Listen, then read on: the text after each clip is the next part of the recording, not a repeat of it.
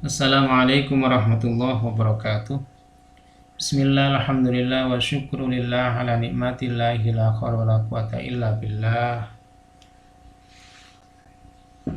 Amma ba'd. Sahabat Bait Qurani yang dirahmati oleh Allah Subhanahu wa taala, alhamdulillah kita ketemu lagi di kajian kitab Al-Adhkar. Kita akan baca di Babut Tabarri, bab berlepas diri, min ahlil bid'ah, dari ahlul bid'ah, wal ma'asi, dan ahli maksiat. Di hadis yang dicantumkan di bab ini ada dua hadis. Yang pertama adalah berlepas diri dari amal yang maksiat. Yang kedua adalah berlepas diri dari pandangan yang keliru, pandangan yang menyimpang. Kita baca langsung. Wa rawaina fi sahih al-Bukhari wa Muslim. Kami riwayatkan dalam sahihnya Al-Bukhari dan Muslim.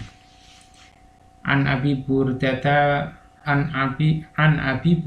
bin Abi Musa, dari Abu Burdah bin Abi Musa. Abi Burdah yakni putranya Abu Musa. Qala, dia berkata, waji'a Abu Musa radhiyallahu an waja'an. Jadi Abu Musa ini benar-benar mengalami sakit. Fawusya alaihi, lalu dia tidak sadar, yakni pingsan atau bahasa Jawanya semaput. Warasuhu fi hijri imra'atin min ahlihi, lalu kepalanya berada di salah satu pangkuan seorang istrinya. Fasahati imra'atun min ahlihi, lalu istrinya ini menjerit. Falam yastati ayyarudda 'alaiha syai'an, lalu kemudian dia tidak mampu untuk mencegah sedikit pun. Kalau di kitab yang lain diterangkan nama istrinya, yakni ismuha Sofiyah binti Damun. Nama istrinya adalah Sofiyah binti Damun. Ini kejadiannya terjadi pada saat Abu Musa menjadi amir di Basrah di saat masa Umar bin Khattab. Kita lanjutkan. Falamma afaqa, maka tatkala dia sadar, qala, dia berkata, ana bariun, saya berlepas diri, mimman bari'a minhu Rasulullah sallallahu alaihi wasallam, dari orang yang Rasulullah sallallahu alaihi wasallam itu berlepas diri darinya. Lalu beliau lanjutkan kalimatnya, fa inna Rasulullah sallallahu alaihi wasallam, karena sesungguhnya Rasulullah sallallahu alaihi wasallam itu bari'a minas shaliqati, beliau berlepas diri dari as-shaliqah, wal halikoti, dan halikah, wasyakoti, dan syakoh. Lalu Imam Nawawi menerangkan shaliqah itu siapa? Yang disebut dengan shaliqah di sini dikatakan adalah syaihatu, yakni wanita yang menjerit, bisautin syadidin, dengan suara yang keras, ayallati tarfa'u sautaha bil buka, yakni meninggikan suaranya itu sambil menangis. Yang kedua, wal halikatu, dan yang disebut dengan halikah allati tahliku ra'saha indal musibah, yang disebut dengan halikah adalah wanita yang mencukur rambut kepalanya ketika tertimpa musibah. Wasyaqatu, dan yang disebut dengan syaqah itu adalah allati tasyukku siyabaha indal musibah, yakni orang yang merobek bajunya ketika mengalami musibah. Jadi hadis ini menyebutkan berlepas diri dari orang yang berbuat maksiat dalam bentuk perbuatan, yakni melakukan apa yang dilarang oleh syariah, maka kita berlepas diri darinya. Yang kedua, wa rawaina fi sahihi Muslimin, kami meriwayatkan dalam sahih Muslim, an Yahya bin Ya'mar, dari Yahya bin Ya'mar. Qala, dia berkata, qultu libni Umar, aku berkata kepada Ibnu Umar radhiyallahu anhu, semoga Allah meridai keduanya, Aba Abdurrahman, wahai Abu Abdurrahman, yakni Abdullah bin Umar, innahu, sungguhnya qad dhahara qibalana, sungguhnya telah muncul di tengah kami, nasun, sekelompok orang, yang yaqra'unal Qur'an, yang mereka itu membaca Al-Qur'an, wa yaz'umuna, dan mereka mengklaim Allah qadara, bahwa tidak ada qadar, wa anal amra unuf, jadi perkara ini semua ya baru saja, nggak ada ketetapan sebelumnya, nggak ada ilmu sebelumnya. Faqala, maka kemudian Abdullah bin Umar menjawab atas pandangan orang yang mengingkari qadar itu. Beliau katakan, idzalah kita, ketika engkau ketemu wahai Yahya bin Ya'mar, ulaika, kepada mereka orang-orang yang punya pandangan yang mengingkari qadar itu, fa'akhbirhum, maka kabarkan kepada mereka, anni, bahwasanya aku bari'un minhum, berlepas diri dari mereka, wa annahum, dan sesungguhnya mereka bura'un minhum, dilepas dariku. Lalu Imam Nawawi menerangkan, kul ta'u, katakan, yang dimaksud dengan unuf itu bidhamil hamzah wan nun, dengan hamzah dan nun di dhammah, ai musta'nafun, maksudnya adalah sesuatu yang belum ada sebelumnya, yani lam yataqaddam bihi ilmun wala qadarun, jadi tidak mendahului ilmu maupun qadar. Jadi dikatakan di situ ilmu maupun ketentuan dari Allah itu tidak mendahului, namun dia mengetahuinya sudah terjadinya. Ini adalah pandangan yang menyimpang. Maka Imam An-Nawawi mengatakan wa kadzaba ahlud dhalal, jadi pelaku kesesatan atau ahli kesesatan ini telah berdusta. Lalu beliau menegaskan bal sabaqa ilmullahi ta'ala bi jam'il makhluqati, justru ilmu Allah ta'ala itu mendahului pada semua ciptaannya. Hadis ini menceritakan tentang berlepas diri dari orang yang punya pandangan yang batil. Dan dalam hadis ini kasusnya adalah pandangan batil itu berupa pengingkaran terhadap qadar. Jadi kita untuk hadis yang pertama, ada orang yang maksiat dalam bentuk amal, kita harus berlepas diri. Kemudian yang kedua adalah orang yang punya pandangan keliru, maka kita juga berlepas diri. Untuk hadis yang kedua ini, kalau di kitab Sahih Muslim cukup panjang, ya. Jadi ini Yahya bin Ya'mar ini menceritakan bahwa di Basra itu ada yang namanya Ma'bad al-Juhani, dia Qadariyah.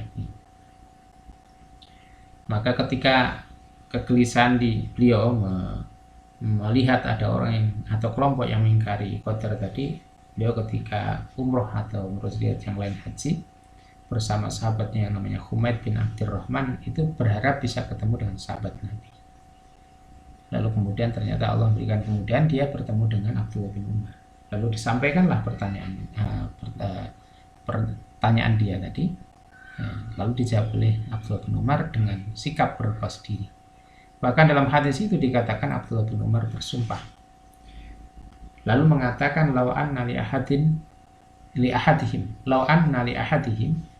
kalau sekiranya salah seorang mereka yang punya pandangan ingkar terhadap qadar tadi, itu dia punya misla uhudin dhahaban, punya emas seperti gunung Uhud, fa anfaqahu, lalu dia belanjakan atau dia infakkan, maka bilallahu minhu, maka niscaya tidak akan diterima oleh Allah SWT, hatta tu'mina bil qadar, hingga dia beriman kepada qadar. Lalu diceritakan dalam hadis itu hadis dari dari Umar bin Khattab yang menceritakan tentang Jibril mengajari tentang apa itu Islam, apa itu iman, apa itu ihsan, dan apa itu tanda-tanda yaumul qiyamah, tanda kiamat. Nah, dalam hadis itu kan dikatakan Islam adalah syahadat dan seterusnya. Terus kemudian ada iman adalah iman kepada Allah, sampai kemudian iman kepada qadar. Sehingga pengingkaran yang dimaksud oleh hadis ini adalah sebagaimana pengingkaran terhadap rukun iman yang ada di dalam hadis selanjutnya, yakni bahwa iman itu antuk mina billahi wa malaikatihi wa kutubihi wa rusulihi wal yaumil akhiri wa tu'mina bil qadari khairihi wa syarrihi. Beriman pada Allah, malaikat, kitabnya, rasulnya, hari akhir, dan beriman kepada qadar. Dan ketika ini diingkari berarti pengingkaran terhadap perkara yang mestinya atau seharusnya diimani oleh seorang mukmin. Ini merupakan bagian penting. Pandangan yang menyimpang seperti ini kita tidak boleh menyetujui, bahkan kita diperintahkan untuk berlepas diri. Bahkan kalau kita renungkan ungkapan Ibnu Umar tadi, itu bisa difahami. Saya katakan bisa difahami. Sebagaimana kalau kita baca dalam Sahih Muslim, bisa difahami menjadikan pelakunya itu keluar dari Islam. Karena di sana digambarkan oleh Abdullah bin Umar, kalau seandainya dia menginfakkan hartanya yang digambarkan itu emas sebesar gunung Uhud, dan saya tidak akan diterima hingga dia beriman pada qadar. Itu menggambarkan bahwa pelakunya bisa keluar dari Islam. Makanya kita juga harus hati-hati ketika kita sudah berislam. Kita memang tidak cukup berislam, tapi juga harus menjaga keislaman kita. Ketika kita beriman, kita juga harus menjaga keimanan kita. Jangan sampai kita ini keimanan kita batal. Mengingkari qadar itu bisa membatalkan keimanan. Demikian juga dengan pandangan-pandangan yang lain. Sebetulnya cukup banyak penjelasan para ulama apa saja yang bisa membatalkan keimanan. Dan saat ini barangkali juga perlu juga kita renungkan beberapa pandangan-pandangan yang bisa mengeluarkan kita dari akidah Islam. Salah satu yang bisa saya contohkan, misalnya kasus di pandangan pluralisme, jadi pluralisme agama. Ini yang memandang bahwa semua agama itu sama. Belum mengatakan orang kafir masuk surga. Orang nggak boleh mengkafirkan orang kafir. Nah, ini pandangan yang sebetulnya adalah cukup berbahaya. Karena yang namanya tabiat agama, sebetulnya semua agama itu punya pandangan yang kontras, ya. Jadi berseberangan. Seorang mukmin ya tidak akan pernah mengatakan bahwa orang kafir masuk surga, karena di Quran pun dikatakan banyak sekali ayat yang mengatakan orang kafir akan masuk ke neraka. Dan keselamatan ya hanya diberikan, keselamatan di akhirat hanya diberikan oleh Allah SWT kepada orang-orang yang betul-betul beriman pada. Sehingga pandangan-pandangan yang menyamakan agama, termasuk menganggap orang kafir bisa masuk surga dan seterusnya, ini merupakan pandangan yang patut kita waspadai karena bisa mencederai akidah kita. Alhasil dari kajian kita kali ini, kita diperintahkan untuk berlepas diri dari ahlul bid'ah dan maksiat, baik itu berkaitan dengan kemaksiatan yang sifatnya itu perilaku maupun kekeliruan dalam hal pandangan. Jadi kalau tadi kan mengingkari qadar, ini kan pandangan yang keliru, pandangan yang batil. Kita juga harus berlepas diri. Mudah-mudahan bermanfaat. Kita tutup dengan doa kafarah. Subhanaka wa bihamdika asyhadu an la ilaha illa anta astaghfiruka wa atubu ilaik. Wallahu muwaffiq ila aqwamit thoriq. Wallahu a'lam bissawab. Assalamualaikum warahmatullahi wabarakatuh.